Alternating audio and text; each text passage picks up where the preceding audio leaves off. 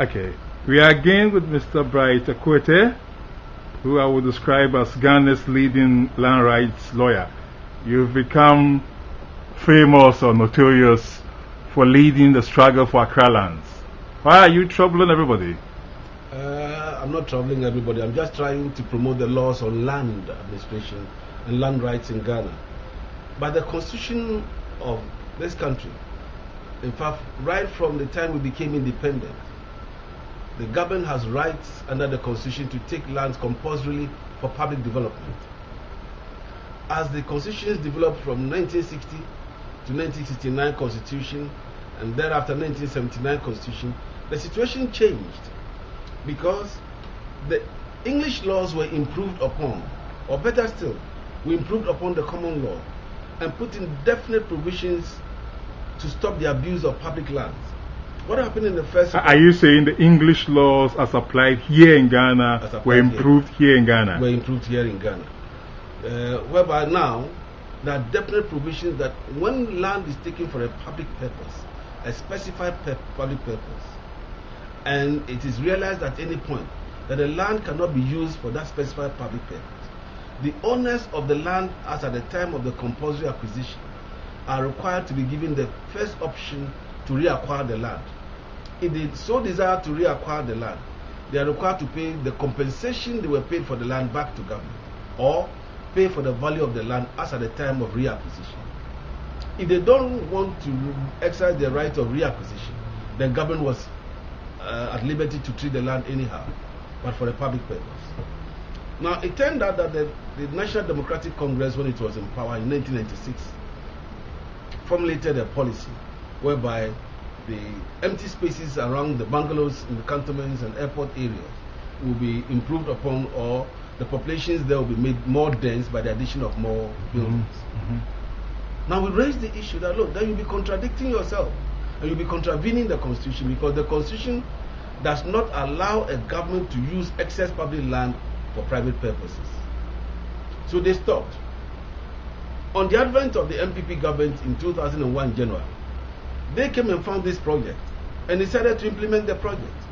So we raised the objection again that, look, we remonstrated with the NDC government, we are remonstrating with you now that you cannot do this because you'll be acting in contravention of Article 26 or 5 and 6 of the Constitution. Is this not an overly legalistic approach to things? No. I mean, I was in Adelaide, Australia for a long time, and in certain respects, if you go around the rich area, it's very much like Adelaide.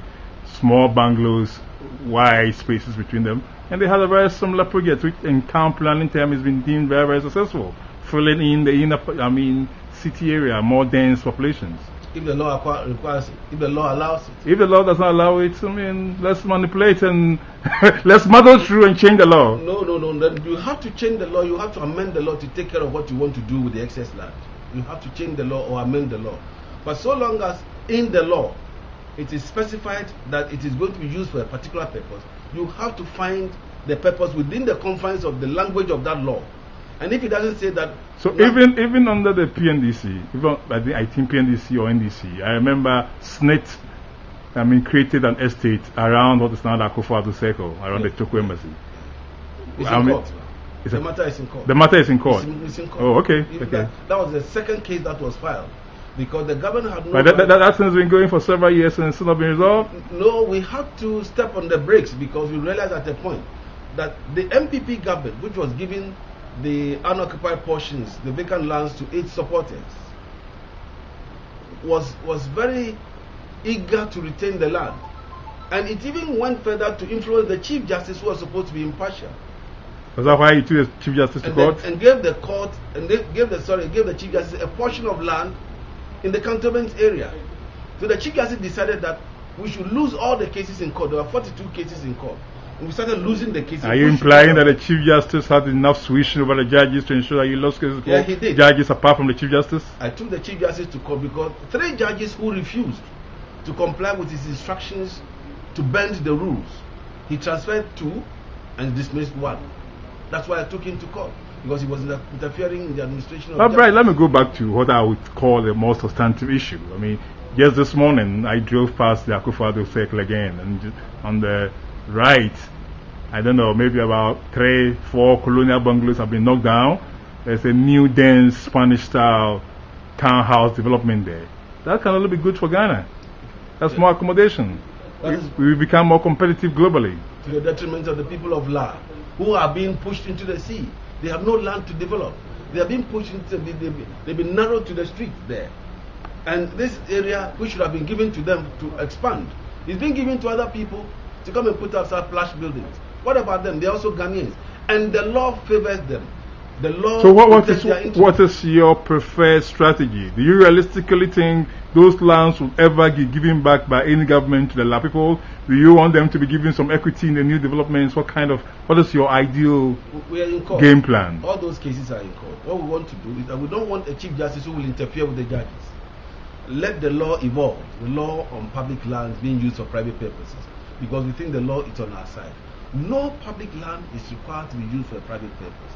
And no public land is required to be allocated to a private person. There are laws. What if, I'm not a lawyer, what if the government just issues a new executive order or whatever, that okay, the new public purpose is that these private developments, perhaps in the public-private partnership, must develop more dense accommodation in the city of Center? Yeah, but then we'll have to change the law. The policy will not change the law. The policy is different from the law. The law will have to be amended. The law has not been amended. Unfortunately, the NDC government, in their manifesto, they have said that they are going to return the unutilized portions to the people of Accra. And we're going to fight for that. If you have been given land, and mind you, all these cases went to court before the buildings came up. Yeah. The one for Lawales went to court before the buildings came up. So if you go and buy a building, you know has some controversy. So these cases have been in court for a long time. They've not been resolved. What does that tell us about our legal system, of which I take you a prominent part? You've been special prosecutor, you're a lawyer. Are you ashamed of our legal system? This one is a special case. It's a special case because when we realized that the Chief Justice, the late Chief Justice, was interfering in the cases, and I was told personally that we'll lose each and every case because of the Chief Justice's interference, we decided to halt the cases. And that's what worries me. So you as a lawyer, you are told that if you proceed with a case, you lose. Yes. Because somebody has a personal interest. So you have to change your strategy. You don't have to just go and lose the case. So what's the new strategy? The new strategy is now we're refiling. The cases are there. We're reviving all the cases. And we don't want this Chief Justice to interfere. Let the judges independently decide on these cases, and the authorities are there. All the English authorities, all the American authorities on eminent domain favor this particular position in the Constitution. I see. I'm not a lawyer. I mean, what is eminent domain? Eminent domain is just like the authority of the state, the government, taking control of affairs.